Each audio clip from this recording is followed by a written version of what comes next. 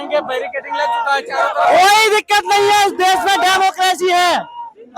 कुछ नहीं होगा, ये संवैधानिक लोकतांत्रिक तरीके से हम सुबह संसद मार्च करेंगे और आदमी ही आदमी होगा, आदमी है समाएगा नहीं, इतना आदमी होगा। मैं भी देख रहा हूँ कि वह के अंदर पूरा एकदम आक्रोश भरा हुआ है। आपको जी। ये भी पता होगा दिल्ली में 153 लग चुका है जी रात जी में अभी। जी, और यहाँ जैमर लगा दिए हैं जिससे कि हम एक दूसरे से बात ना कर पाए और हमारी आवाज को दबाने की कोशिश कर रही है ये सरकार। और बता देना चाहता हूँ, जो आदमी गरीबी मिटाने का दावा करके आया था, वो आदमी आज गरीब को मिटाने का काम कर रहा है सर। लोकतंत्र की दुहाई देकर जो आदमी इस जंतर मंतर से देश का प्रधानमंत्री बना, वो आदमी आज ये इस लोकतंत्र के त्योहार को दबाने की कोशिश कर रहे हैं। कितनी भी कोशिश लगा कर लो, हम डरने वाले नहीं है। क्या मैं आतंकवादी हूँ, क्या मैं टेररिस्ट हूँ? कौन हूँ मैं? इस देश का युवा हूँ, इस देश की बोन मैरो हूँ। और मैं बता देना चाहता हूँ कि संघर्षों के साए में घनघोर जवानी पलती है, इतिहास उधर मुड़ जाता है जिस ओर जवानी चलती है। नहरों से डरकर नौका पार नहीं होती, कोशिश करने वालों की कभी हार नहीं होती। याद रखना मेरी बात को, आज घरों से निकलो, ये निकलने का वक्त है। और जब जैसा मेरे हाथ में ये लग रहा है, जब नेताजी को अपनी कुर्सी खतरे में नजर आती है तो कहने लगते हो कि धर्म खतरे में है, हिंदू खतरे में है। अरे मेरा नाम प्रशांत राणा है, मैं खुद एक हिंदू हूँ, लेकिन मैं अपने हक और अधिकार के लिए यहाँ लड़ने आया हूँ। बताइए मुझे, क्या मैं खालिस्तानी हूँ? कोई युवा अपना अधिकार मांगने लगे तो आप उसे खालिस्तानी कहते हो, किसान अधिकार मांगने लगे तो उसे आप पाकिस्तानी कहते हो। बताइए, चाय बेच रहे, किसी ने सही कहा था कि धंधा कोई छोटा बड़ा नहीं होता, किसी ने चाय बेचने से शुरू किया था और आज देश बेच रहा है सर।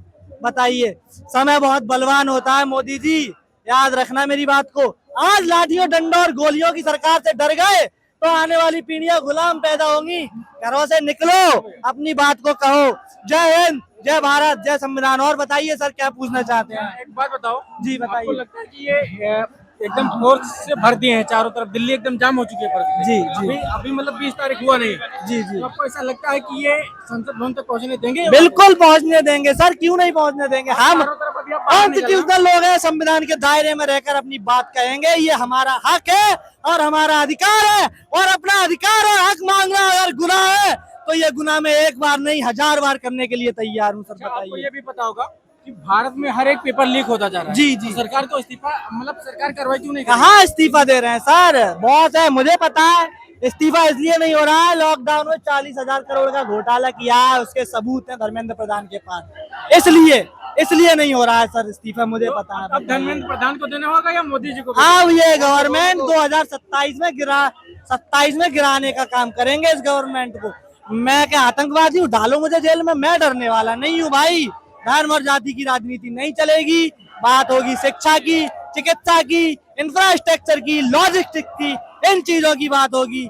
जय हिंद, जय भारत, जय संविधान। और बताइए। वैसे यहाँ पर नीट पेपर के अलावा और किसी चीज की बात नहीं होनी चाहिए। ये किसी जाति विशेष की लड़ाई नहीं है। जी हाँ, ये युवा की लड़ाई है। जी जी, और मुझे लगता है युवा वो किसी भी जाति का होगा, फिर वो उस युवा की लड़ाई है, क्योंकि ये युवाओं के भविष्य के साथ खिलवाड़ नहीं होना चाहिए। सही कह रहा हूँ मैं। कुछ लोग जो जातिवादी मानसिकता के लोग हैं, वो इस प्रोटेस्ट को, इस मंच को धार्मिक स्थल बनाने की कोशिश कर रहे हैं, जबकि यहाँ धार्मिक मुद्दों की कोई बात हो ही नहीं रही है। होना भी नहीं चाहिए। होना भी नहीं चाहिए। यहाँ बात शिक्षा की होनी चाहिए सर। यहाँ एजुकेशन, इस देश में 42 बच्चे पर डे डिप्रेशन और फ्रस्ट्रेशन में अपनी यूथ सुसाइड कर लेता है या मर जाता है। कोटा में क्या हाल चल रहा है पता है आपको? किस दिशा में जा रहा है मेरा देश? कुछ दिखाई नहीं दे रहा है मोदी जी को, बस अपने कुछ चंद पूंजीपति मित्रों की झोलियां भरी जा रही हैं। एथेनॉल बनाकर क्या कर रहा है? इस देश पर बहुत जल्दी जल संकट मंडराने वाला है। 1 लीटर एथेनॉल बनाने में 3500 लीटर पानी खर्च होता है सर। और ये देश की आधी आबादी पहले ही पानी से जूझ रही है, पानी की किल्लत से जूझ रही है। और पेट्रोकेमिकल्स की फैक्ट्रियां जामनगर गुजरात में अडानी ने बना अपनी खड़ी कर दी है। ये कह रहे हैं फाइबर करेंसी बनाने की जो बात कर रहे हैं, उससे सीधा लाभ उसको होगा, अडानी को होगा। ये पूंजीवाद का बढ़ावा है और साम्यवाद के लिए ये खतरनाक सिद्ध होगा। अधिक पूंजीवादी देश के लिए, कैपिटलिस्ट देश के लिए खतरनाक होता है। तो अब युवा के टारगेट पर धर्मेंद्र प्रधान है या नरेंद्र मोदी? नहीं, पूरी गवर्नमेंट है सर, इनका कोई भरोसा नहीं है। जिस आदमी को 4 दिन पहले 2500 करोड़ रुपए का घोटाला करने का आरोप लगा रहे थे। उस आदमी को 2 दिन बाद ही अपनी उसमें पार्टी में उस आदमी को मुख्यमंत्री बना दिया।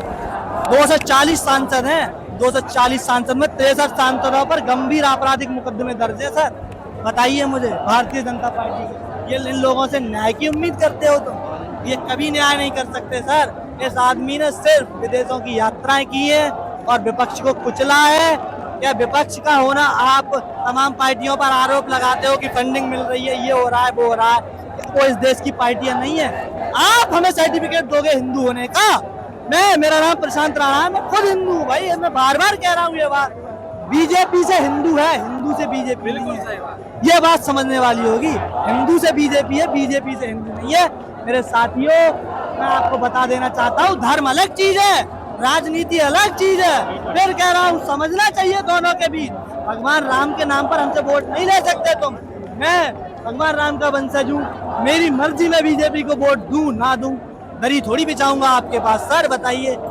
और 205 लाख करोड़ रुपए का कर्ज देश के ऊपर हो चुका है। देश की 85% जीडीपी आज कर्ज में रखी हुई है। सर इस देश का विनाश कर दिया। आने वाली पीढ़ियां जो हैं ये भार कैसे उठा पाएंगी, मैं तो यही सोच कर परेशान हूँ।